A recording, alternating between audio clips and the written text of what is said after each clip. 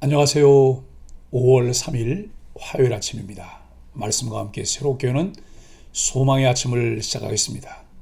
에드 실보서는 주님 말씀에 전적으로 순종할 때 어려움이 따르지만 결국 사단은 결박되고 회방이 끊어진다라고 이야기합니다.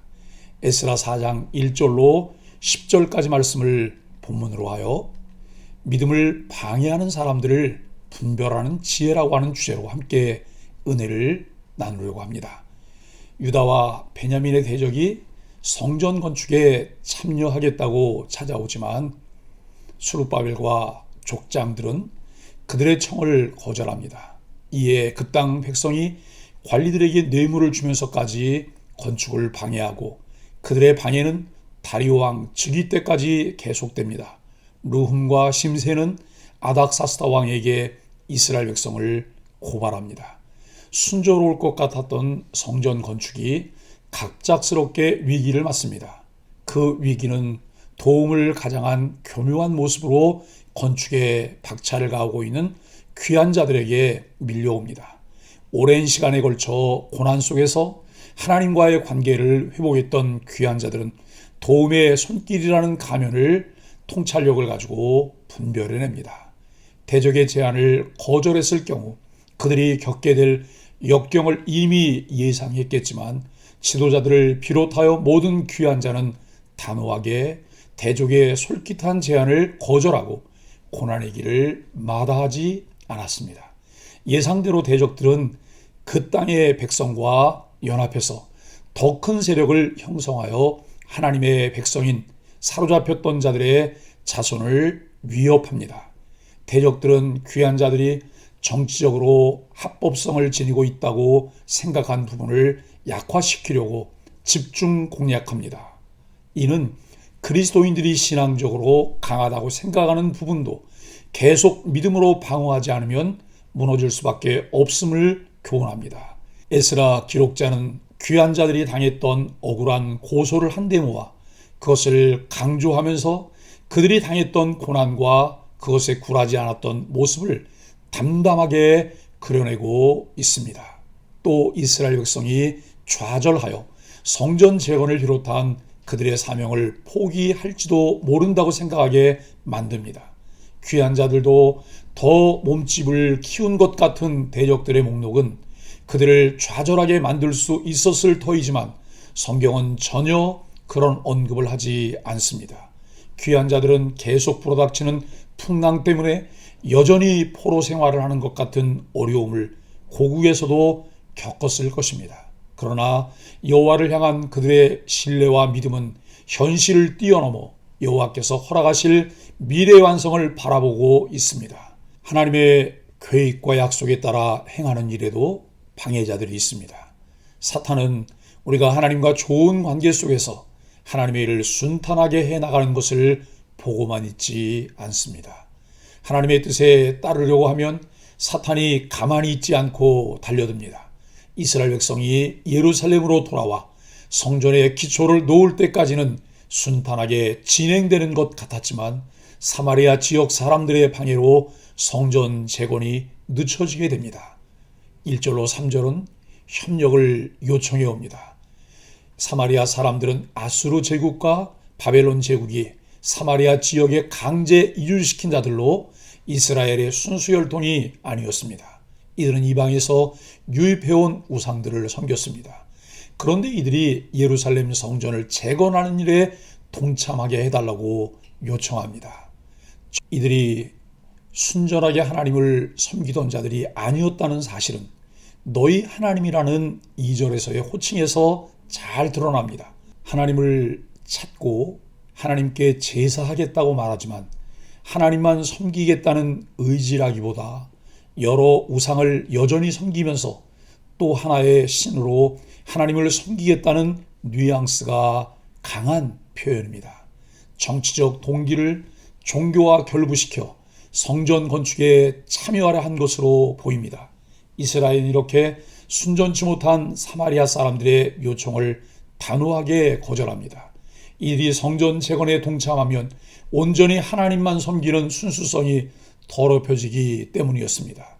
우리의 믿음이 애매한 신앙과 섞여 더럽혀져서는 안 됩니다.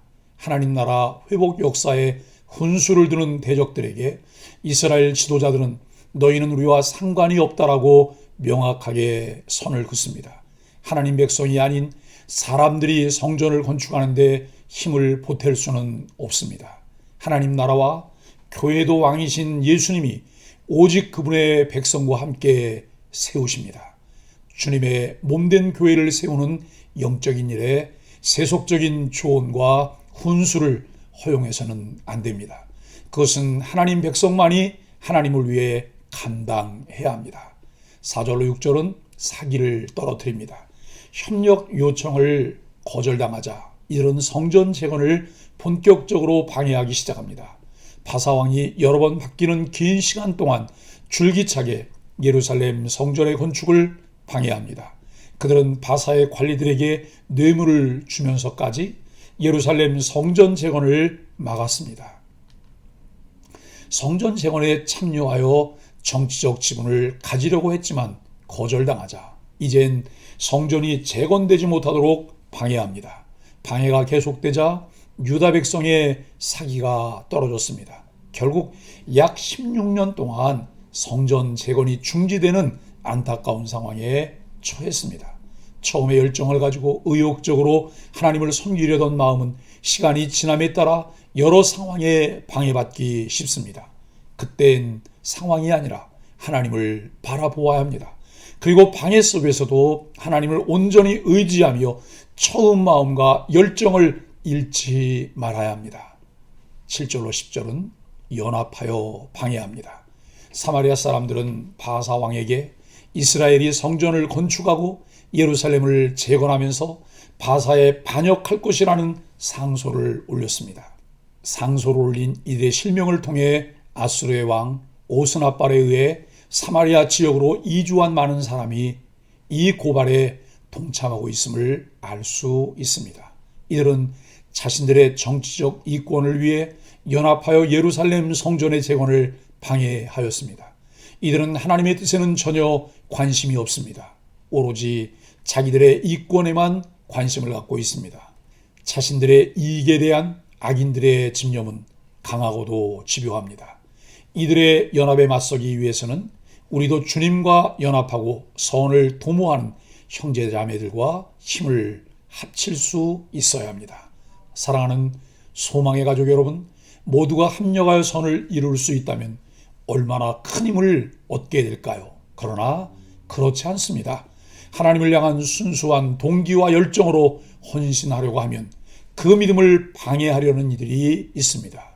하나님의 분명한 뜻을 따라 행하는 일이지만 그 일에 모두가 협력자가 되는 것은 아닙니다.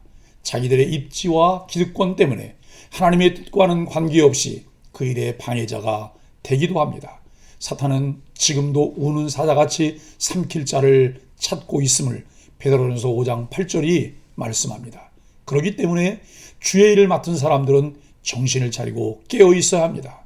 이러한 방해를 대처하는 길은 하나님이 주시는 지혜와 굳은 믿음으로 자신을 무장하는 것입니다.